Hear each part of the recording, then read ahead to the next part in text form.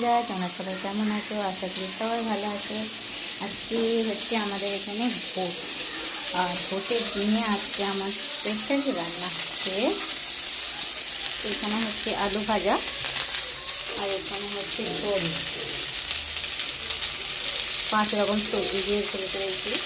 এটা হচ্ছে আলু ভাজা, এরকম ভাত হয়ে গেছে। ভোটের দিনে কেউ এরকম খায়? প্রতিদিনে বোধহয় ভালো মন্দ রান্না হবে, আরও ভালো কিছু হবে, মাছ মাংস ডিম ইত্যাদি ইত্যাদি।